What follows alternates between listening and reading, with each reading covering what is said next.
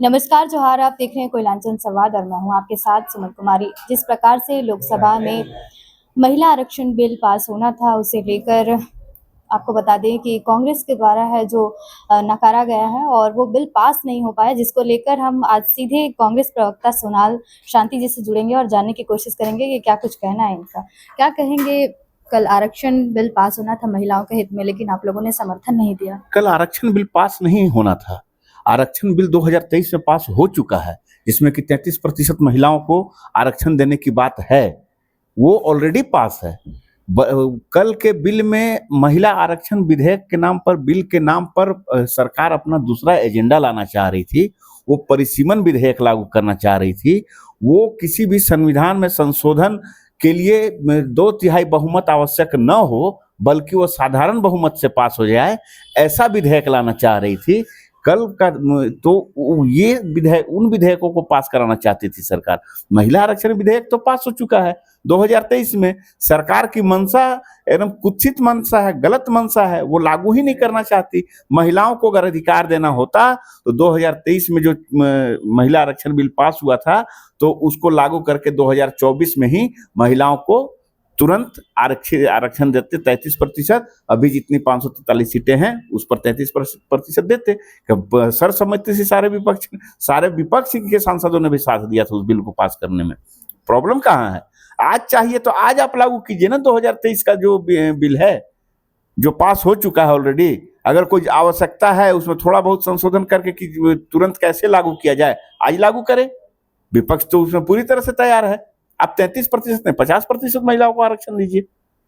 तो कल का दिन लोकतंत्र के पहरेदारों ने लोकतंत्र को बचा लिया कि इतनी भारी बहुमत से 298 सांसदों ने उस बिल के विरोध में मतदान किया। नहीं तो सरकार की जो मंशा थी, गलत मंशा थी, महिलाओं का अधिकार छीना जा रहा है इस सरकार के कार्यकाल में, तो उनकी मंशा को ही धूल धूसरित कर दिया गया है कल।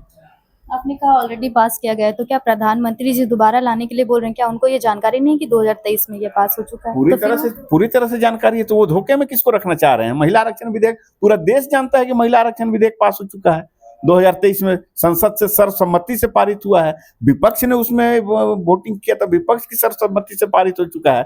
हमने तो कहा कि महिला आरक्षण विधेयक के नाम पर, और वो चूंकि उस बिल में क्या था, वो उस बिल में था कि 2023 में जो महिला आरक्षण विधेयक पास हुआ था, तो इसी सरकार ने लाया था विधेयक कि जो 27 का जनगणना होगा, 27 तक जनगणना की प्रक्रिया पूरी कर ली जाएगी, उसके बाद डिलिमिटेशंस होगा, तो 2029 के चुनाव से लागू करेंगे। तो जो उस विधेयक को जब सर्वसम्मति से पूरे विपक्ष ने पास करा दिया था, तो उस चीज को लागू कीजिए ना। पहले आप जनगणना कराइए। सरकार कहती है, केंद्र सरकार कहती है कि 2027 तक हम जनगणना पूरा कर लेंगे, उसके बाद 1 साल के अंदर में आप डिलिमिटेशन करा के 2029 से लागू कीजिए। हड़बड़ी क्यों थी कल? आखिर तो चुनाव 2029 में होने वाला है, लागू आप 2029 से करने वाले हैं। सरकार ने ही यही विधेयक लाया था, कोई विपक्ष तो विधेयक लाया नहीं था, और उस विधेयक को विपक्ष ने सर्वसम्मति से पारित किया था। तो प्रधानमंत्री से सवाल पूछा जाना चाहिए, गृह मंत्री से सवाल पूछा जाना चाहिए कि आखिर क्या जरूरत है कि अभी जनगणना चल रहा है, उसके बाद डिलिमिटेशन हो रहा, तो उसका 2029 में लागू करते। और नहीं तो अभी 2023 में उसमें सुधार कीजिए कि 2027 की जनगणना के पहले हमको लागू करना है ये महिला आरक्षण विधेयक, संशोधन लाइए। विपक्ष तैयार है उसको। मोदी जी तो खुद कह रहे हैं कि हमें क्रेडिट नहीं चाहिए, क्रेडिट विपक्ष रख ले, ब्लैंक क्रेडिट रख ले। क्रेडिट तो विपक्ष को मिला हुआ, 2023 में ही मिला हुआ है। तब 2024 के चुनाव में उनकी ये हालत थी। सीटें गिने, बहुमत में है क्या वो? भारतीय जनता पार्टी अपने बल पर चुनाव लड़ रही थी, 400 पार का नारा दे रही थी, तो बहुमत में आई, और पहले से सीटें घटी कि नहीं घटी? तो क्रेडिट तो हमको ऑलरेडी मिल चुका है।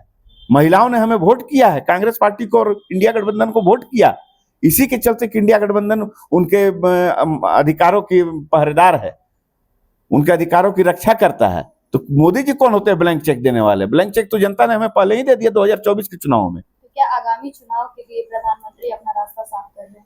प्रधानमंत्री का रास्ता पूरी तरह से साफ है, उस रास्ते पर वो जा ही नहीं रहे हैं। आगामी चुनाव तक वो रहेंगे तब ना, हो सकता है कि उसके पहले ही हट जाए।